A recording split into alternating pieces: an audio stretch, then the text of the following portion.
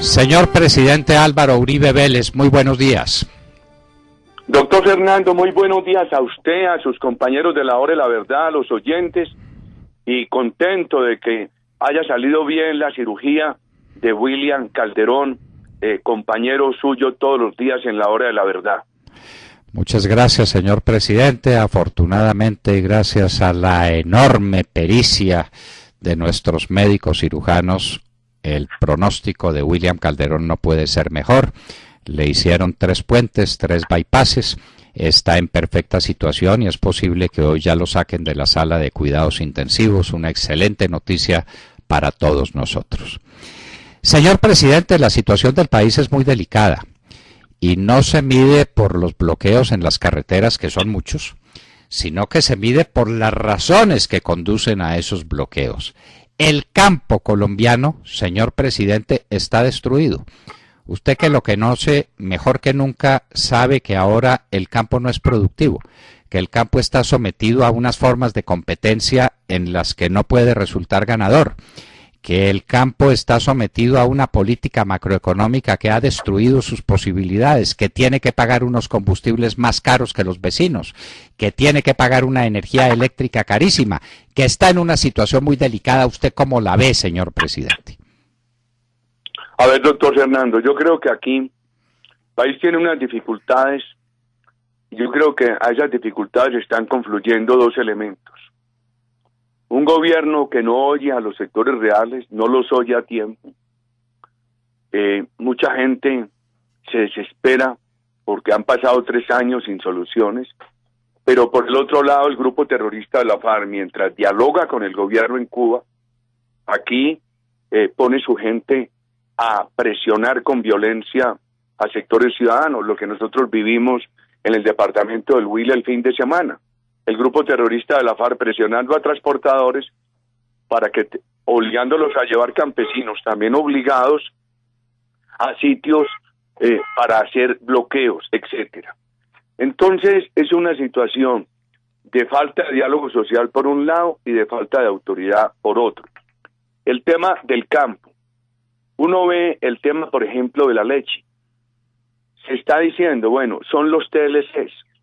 Primero, el TLC con Europa acaba de empezar y prácticamente llevamos un problema de 2 años con el precio de la leche, donde el gobierno poco o nada ha hecho. Cuando nosotros llegamos a la presidencia, ese año se habían importado 17, 20 mil toneladas de leche, el precio estaba muy bajo. Pusimos la leche en licencia previa. Todos esos años logramos sostener un precio aceptable para el productor colombiano. Una cuenta que hace hoy el doctor Laforí es que en Colombia están importando más leche de aquellas cantidades que estipulan los acuerdos de comercio. ¿Por qué? Porque esa liberalidad del gobierno con las importaciones excesivas que tanto daño le hace al productor nacional. Y otro tema, en esas importaciones aparece un porcentaje muy alto de lactosueros, y las normas de salud pública el gobierno las podría utilizar para decir importaciones de lactosuero para consumo humano directo no se pueden permitir. Ahora, yo creo que hay que hacer esfuerzos, que para eso estaba la ley de agroingreso seguro, el presupuesto que se le dio, a propósito de la cual, tal satanizada, ayer hicieron muy buenas referencias en la Corte Suprema, en el proceso contra Andrés Arias. Una de las referencias las hizo Antonio Navarro, quien dijo que esa ley había operado muy bien en el departamento de Nariño. Por ejemplo, veamos el tema de los fertilizantes, el tema de los insumos. Deberían estar por lo menos a un valor no superior a lo que cuestan en el Perú, para no hablar del tema de Venezuela, porque en Venezuela aparentemente cuestan muy poquito, pero para nada sirven, porque la agricultura se está acabando. Es un país que ya tiene que importar 17 millones de toneladas de alimentos. Yo veía esto en el Huila, campesino en La Plata, decía el domingo. Había una reunión de unos 1.200, el 70% productores de café. Los que estaban fertilizando tenían producciones entre 14 y 20 cargas por hectárea. Los que no estaban fertilizando, producciones entre 3 y 4. ¿Por qué no fertilizan?, preguntaba yo, si el beneficio es tan ostensible. Porque no tenemos dinero. Viendo la situación del campesino colombiano como la ha dejado agravar este gobierno, yo pensaría que un nuevo gobierno se tiene que preparar para dos cosas. Primero, una condonación de deudas condicionada a que sigan produciendo. Decirle al pequeño productor, mire, aquí le vamos a condonar la deuda, pero su obligación es presentarnos cada semestre o cada año o cada 3 meses, se definirá un certificado de que usted ha continuado produciendo. Esa es la manera, con la simple comprobación de que ha continuado produciendo, se va haciendo efectiva la condonación. Y segundo, yo creo que se va a necesitar una decisión del gobierno de que los insumos básicos como fertilizantes tengan una reducción sustancial por lo menos un tiempo. ¿Y eso qué implica? Implica unas medidas tributarias de parte del gobierno, implica de parte del gobierno de pronto un subsidio parcial, implica de parte del gobierno un acuerdo con fabricantes, importadores y comercializadores que tendrán que reducir sus márgenes de ganancia, sus márgenes de contribución y ayudar para que con ese esfuerzo combinado de ambas partes, el productor agropecuario colombiano pueda tener unos insumos que le permitan ser más competitivo. Propuestas de estas están haciendo nuestros precandidatos a la presidencia. Señor presidente, otro tema nada liviano en materia de competitividad agrícola es el tema de los combustibles. La gasolina en Colombia es mucho más cara que en California, Estados Unidos, que es uno de los sitios más ricos del mundo y que tiene un combustible más alto en todos los Estados Unidos. Y el precio de la energía eléctrica en Colombia es un precio muy alto y ahora se va a vender Isagen sin que sepamos por qué. Y eso le quita al gobierno manejo sobre el tema energético. Señor presidente, ¿usted cómo ve esta realidad? Es que la gasolina no es el precio de la gasolina, es el valor de las tasas y sobretasas y tasitas que hacen que la gasolina esté a unos precios altísimos en Colombia. Y el precio de la energía eléctrica, uno se pregunta por qué, tratándose de una energía que en su gran mayoría está producida por el agua, que no tiene costo, es tan cara en Colombia. Doctor Fernando, veamos el combustible. Lo primero que tengo que recordar y reconocer es que el gobierno nuestro le hizo un gran alivio fiscal al país al desmontar el subsidio del combustible. Nosotros dijimos que es mejor subsidiar gasolina, que subsidia por igual a ricos y pobres, o subsidiar tarifas de energía eléctrica a los sectores más pobres. Y tomamos la segunda decisión. Pero llegó un momento en que el barril de petróleo a $100, más de $100, ya hacía imposible que el precio interno alcanzara esa cotización internacional.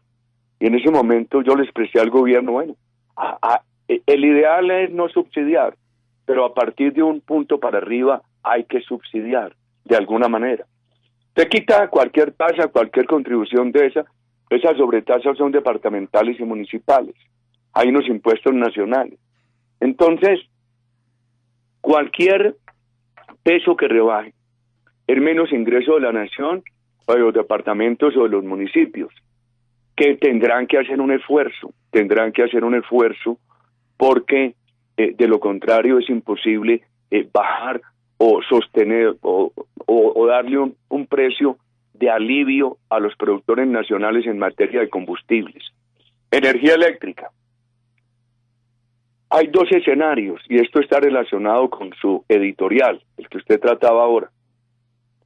Un escenario de una buena macroeconomía, que tenga el país con una alta inversión, con unas tasas de interés bajas. Y el otro escenario, la otra hipótesis, es con una economía que se vaya debilitando, que empiece a haber preocupaciones por el fisco, que ya las hay, porque el gobierno ha dicho que tuvo superávit, pero si al superávit se le restara 6 billones del fondo de readaptación que el gobierno no ejecutó, y la gran cantidad de dinero acumulado en los últimos 2 años de regalías que el gobierno no ejecutó y que empiece a ejecutar ahora para elecciones, no hay tal superávit. Lo que pasa es que ha habido un déficit de ejecución. Entonces, cuando usted empieza ya a ver un horizonte de la economía con dudas, se empiezan a subir las tasas de interés, usted lo acaba de decir, y esas tasas de interés implican mayores costos para el fisco, pérdidas para aquellos que tienen inversiones en papeles del Estado, etcétera, porque al valer más esas tasas de interés, es mayor lo que tienen que pagar de descuento por esos papeles, y a mayor el descuento, menor el valor del papel, etcétera. Por eso, si el país fuera capaz de conservar una buena macroeconomía, con confianza, con una alta tasa de inversión, la que se logró hasta el año pasado, me da pena decirlo, gracias, o no me da pena, gracias a las políticas del equipo económico de nuestro gobierno, eso facilitaría reducir los costos de energía. Yo creo que los costos de las tarifas de energía no se pueden seguir definiendo con unas tasas de interés del 14-16% cuando las tasas de interés están por debajo del 10%. Si el país logra mantener unas tasas de interés relativamente bajas y se controlan estas primeras señales de elevación de tasas de interés, sería posible rebajar el costo de la energía. Me parecería muy triste que el país desaprovechara lo que logró en reducción de tasas de interés. Eso fuera furtivo, volviéramos a unas tasas de interés altas y los colombianos no hubieran ganado. El efecto de unas tasas de interés bajas es que por ejemplo, tener unos costos de tarifas de energía menores, etcétera.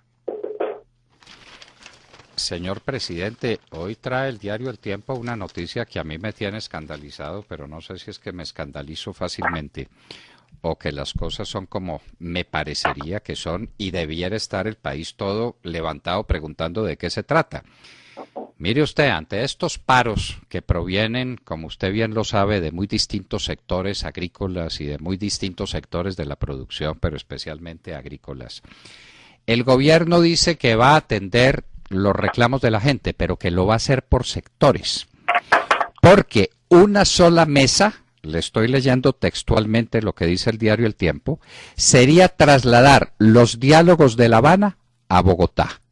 Lo que significa, señor presidente, que es en La Habana donde se están discutiendo los grandes problemas nacionales y que no se pueden discutir aquí en Bogotá, sino que están reservados para La Habana.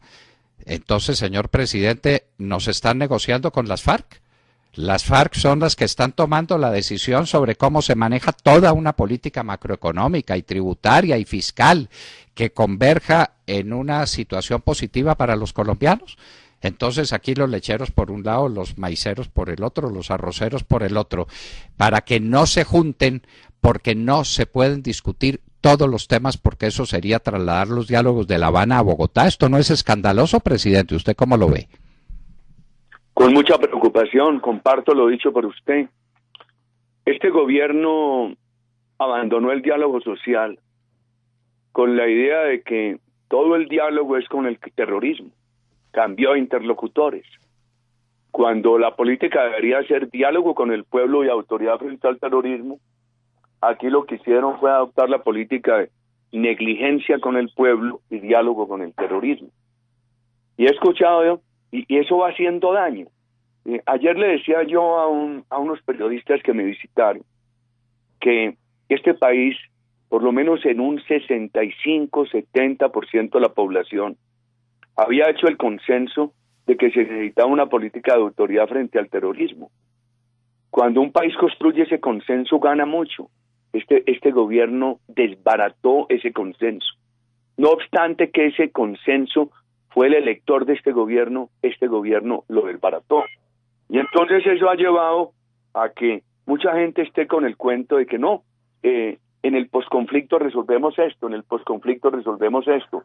Entonces, sobre pretexto de los diálogos de La Habana, de la solución a unas acciones terroristas que ahora las llaman conflicto, han aplazado todas las soluciones sociales, cuando lo que debieron hacer en estos 3 años es continuar la búsqueda de las soluciones sociales que venía logrando el país y la política de autoridad frente al terrorismo. Pero ahora todo está condicionado a la FARC de inmensa gravedad, y eso es lo que destruye el consenso de autoridad que había en Colombia y al mismo tiempo abre el camino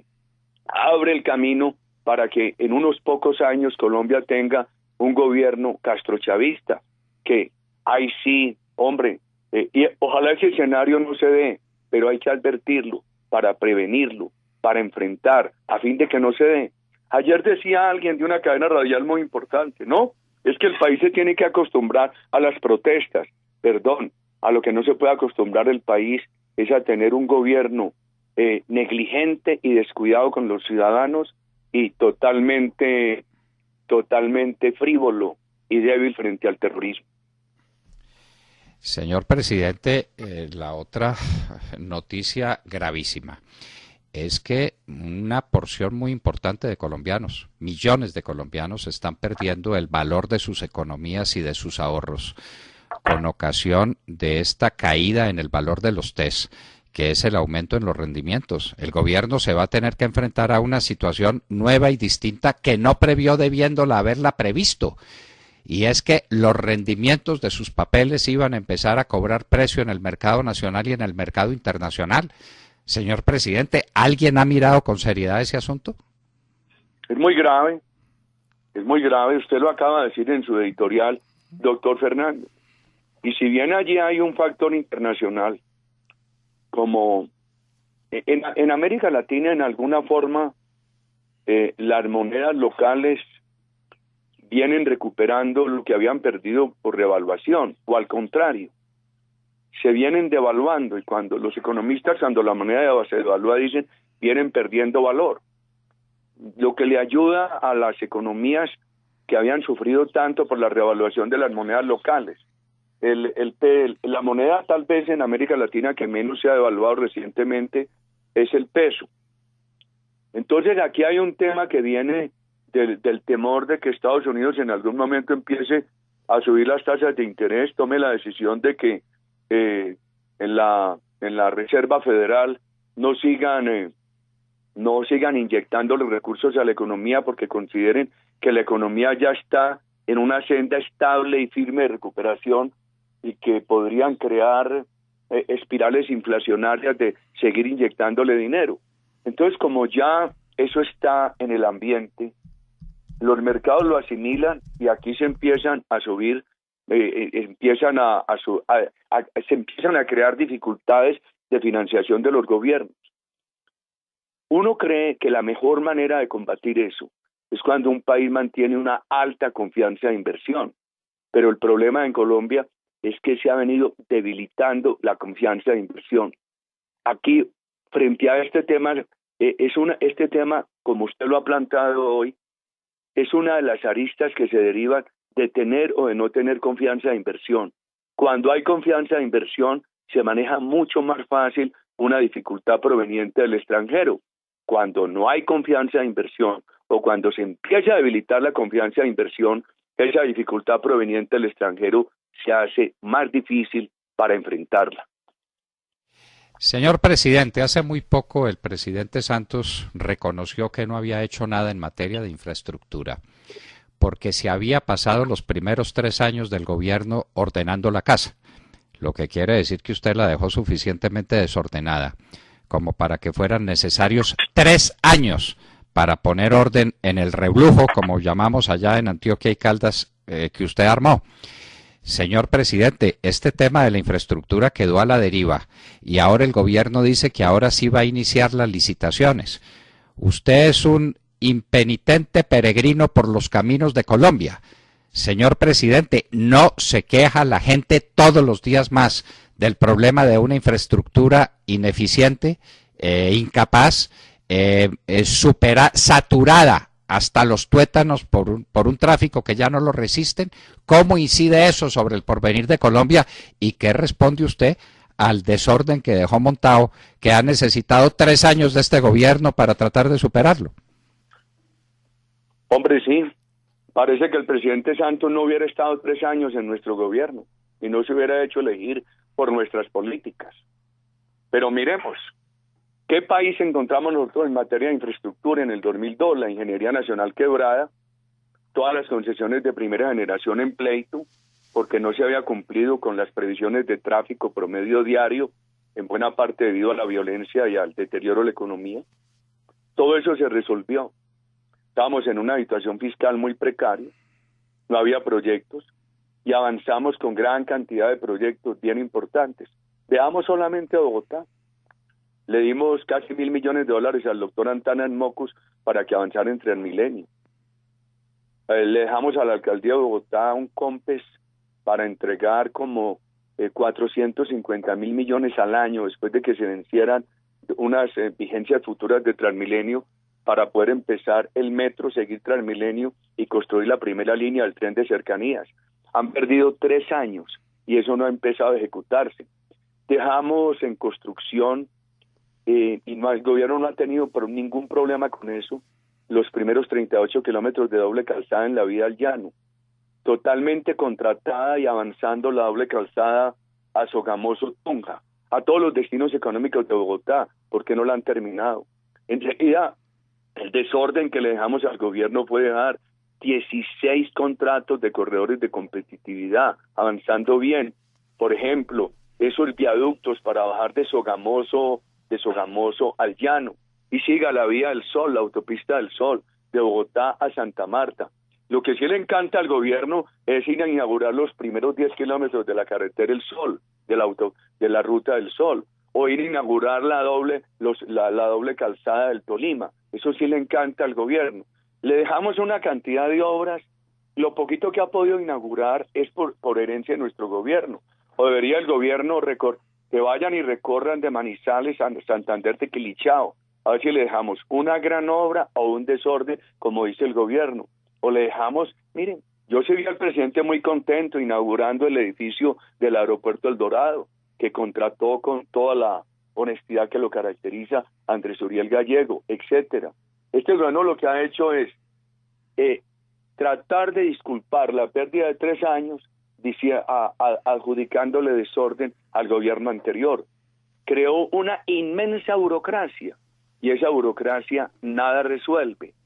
Ahora, por ejemplo, recortan dobles calzadas. Si el país fuera capaz de mantener una buena macroeconomía y esa buena macroeconomía le permitiera seguir disfrutando de unas tasas de interés bajas, las dobles calzadas que le hacen falta a Colombia se podrían contratar en concesiones de 40, 50 años, con tasas de interés bajas, con una buena participación de la ingeniería nacional para que no la aísle. Entonces llevamos 3 años de pérdida de tiempo y donde el gobierno un día goza inaugurando obras que nosotros le dejamos y se da publicidad, pero al otro día cuando le reclaman porque no hay avance, simplemente se lava las manos diciendo que están poniendo en orden la casa. Señor presidente, déjeme tentarlo con tema político, pero es que como aquí las cosas son tan dinámicas, no hay más remedio que enfrentarlas a la velocidad que traen. Hoy el presidente dice que el corazón le late en el sentido de la reelección, pero al mismo tiempo se va para un foro liberal y declara su amor por el liberalismo y nos parece que anticipa el esfuerzo por irse al Partido Liberal o por centrar en el Partido Liberal lo grande de su política. Lo que quiere decir que al partido de la U lo va a dejar en la estacada, lo va a dejar solo, lo va a dejar abandonado. El partido de la U lo traicionó a usted porque al partido de la U lo compraron con mermelada. Esa es la triste y la dolorosa verdad. Y ahora el partido de la U al parecer se va a quedar solo, abandonado, porque el presidente Santos está como con ganas de irse para el Partido Liberal. ¿No ve usted así las cosas, presidente, o tiene otra visión de ellas? Eso no es nuevo, doctor Fernán. Contrariamente a lo que le dijo a la opinión pública para hacerse elegir, en privado el presidente Santos decía que él necesitaba arreglar con la FARC y reunificar al liberalismo. El partido de la U anticipó que en las elecciones del 2011 el presidente Santos lo iría a abandonar y efectivamente el partido de la U está condenado desde hace mucho rato a que lo desaparezcan, así tenga buenos resultados electorales. El gobierno lo abandonó totalmente en el proceso electoral de 2011. Con Juan Lozano, Oscar Iván Zuluaga, María del Rosario Guerra, recorrimos el país con buenos resultados en unas partes, malos en otros. En términos generales le fue bien por alcaldías, concejales, diputados. Apenas le fue bien y vieron que no era fácil liquidarlo, pues el gobierno volvió a hacerle coqueteos. Ahora yo, lo que usted dice me lleva a repetir algo que hemos venido advirtiendo. Independientemente de cómo le vaya al partido de la U en las elecciones del año entrante, el gobierno Santos tiene ese partido condenado a la desaparición. Por eso nosotros hemos dicho que aquellos dirigentes, sectores de base de la U, que en su conciencia crean que aún mantienen identificaciones con estas tesis que nosotros defendemos, que son las tesis que los eligieron primero en el 2006 y después en el 2010, pues estamos abriendo ese espacio, ese esfuerzo que se está haciendo en el Centro Democrático, estimado doctor Fernando. Señor presidente, en este panorama tan melancólico y tan gris que el país tiene al frente, no hay sino una luz de esperanza, y es la que usted, señor presidente, representa. ¿Cuándo nos va a dar a los colombianos la buena noticia de una lista para el Congreso de la República encabezada por usted? Ahí está trabajando nuestro comité político en el tema, doctor Fernando. Es mirar todo el país, sus 32 departamentos, sus ciudades capitales, los sectores que integran la nación, etcétera. Es un tema difícil en un movimiento que apenas está organizándose. Ahí están mis compañeros haciendo un gran esfuerzo, doctor Fernando. Bueno, señor presidente, usted definitivamente, cuando ve que la pregunta es inoportuna, se lo hace saber a uno con un tacto inmenso. No, nada es inoportuno, nada es inoportuno. Señor presidente, el país está... Sino admiración y respeto y yo lo sé. Y gracias a Dios existe para Colombia la voz de Fernando Londoño. Gracias, señor presidente, pero sepa que en esta noche tan oscura, en este túnel tan profundo, no hay sino una luz en el horizonte, que es la que usted representa. Y seguimos los colombianos todos esperando ese momento feliz en que usted nos diga: presido la lista al Congreso de la República. Lo sabemos en el corazón, de su patriotismo no se va a esperar menos, pero la noticia la necesita la gente como el sediento necesita el oasis en medio del desierto. Oye, presidente, no sabe cuánto agradecemos su gentileza, presidente, y esperamos contar con usted muchas veces aquí en La Hora de la Verdad. Toda mi gratitud y los mejores deseos a William Calderón. Muchas gracias, doctor Fernando. Muchas gracias, señor presidente Uribe. De manera que por ahora el presidente no da la noticia de que encabeza la lista al Congreso, pero eso lo llevamos en el corazón los colombianos. Esa será la gran noticia del momento. Se abrirá de verdad una esperanza en el corazón de todos y veremos que la noche pasa, la noche pasa, y que hay luz al final del túnel, y que tendremos, con un Congreso fuerte, con una presencia fuerte del Centro Democrático, tendremos un gran respaldo para un excepcional candidato a la presidencia de la República que siga las orientaciones del presidente Uribe y que, por supuesto, como lo piensan todos los colombianos, no lo traicione. Es lo que le piden al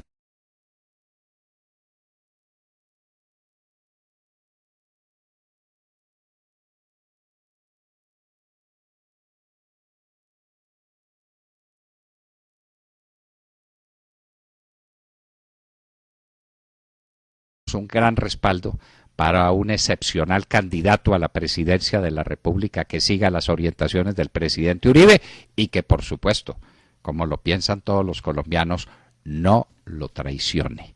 Es lo que le piden al presidente Uribe en todas partes. Compañeros de la mesa, acaba de visitar el departamento del Huila. Sí, señor. Y les quiero contar, no cabía la gente en ninguno de los escenarios previstos para esas reuniones. En ninguno.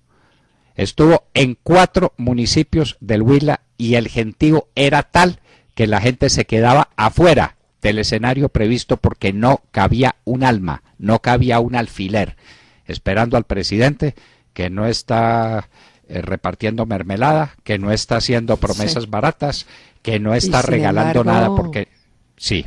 Dígame, en las encuestas arrastra, doctor Londoño. Es que la gente lo quiere, sin mermelada y arrastra. Le cumplió al país, y la ha seguido cumpliendo. en su función de expresidente también, hay que decirlo. Y en esta negra noche le va a seguir cumpliendo más. Bueno, y en un segundo, después de oír al presidente Álvaro Uribe Vélez, ¿qué tal estuvieron el chat y el Twitter con el presidente Uribe? Como siempre, doctor Londoño, muy activos, ¿eh? Muy activos nuestros oyentes, todos hablando del liderazgo que tiene el presidente Álvaro Uribe Vélez y de sus propuestas y de sus ejecutorias, como logró sacar al país adelante. Y qué manera de tratar todos los temas, ¿no? qué dominio sobre ellos, qué manejo de las situaciones. No hay tema corto para el presidente. Y qué objetividad, y qué sencillez, y qué profundidad, porque la sencillez no es enemiga de la profundidad. Hay gente que cree que para ser profunda tiene que ser abstrusa, tiene que ser enredada. No. La sencillez es el dominio de los clásicos, de los que saben. Los que complican es porque saben menos. Y por eso hay gente a la que nunca se le entiende nada de lo que está diciendo. Al presidente Uribe se le entiende todo, porque lo maneja todo con una gran sencillez, es decir, con una exquisita profundidad en el manejo de los temas. Pero hay algo, sí. Doctor Londoño, en el chat. Muchos oyentes coinciden en que están muy pendientes de que el presidente Álvaro Uribe diga un nombre y sugiera. En concreto le voy a leer este chat, por ejemplo, que es uno de los muchos que hay diciendo más o menos lo mismo. Martín, presidente Uribe, ¿por quién hay que votar a la presidencia? ¿Por quién hay que votar para el Congreso? ¿Qué alcaldes y gobernadores? ¿Por quién hay que votar a la gobernación de Caldas? ¿Dónde y cuándo hay que marchar? La gente está ávida ya de nombres, sí, y de que y la gente todos se concreten. está esperando que el expresidente Uribe empiece a decir nombres, ¿no? Y en el orden de los factores, lo primero, el Congreso de la República, la lista al Congreso, obviamente encabezada con un nombre que todos tienen en los labios y en el corazón, el nombre de Álvaro Uribe Vélez, y que no queda sobre eso duda ninguna. Esa es la carta que tenemos para jugar, que es la carta del gran porvenir que Colombia se merece. En medio de esta noche oscura hay una luz en el horizonte. El presidente no nos quiso dar la primicia de que definitivamente aceptaba él encabezar la lista del Congreso, pero eso casi que lo damos por descontado. Pero una cosa es darlo por descontado y otra cosa es tenerlo confirmado de los labios del propio presidente Uribe.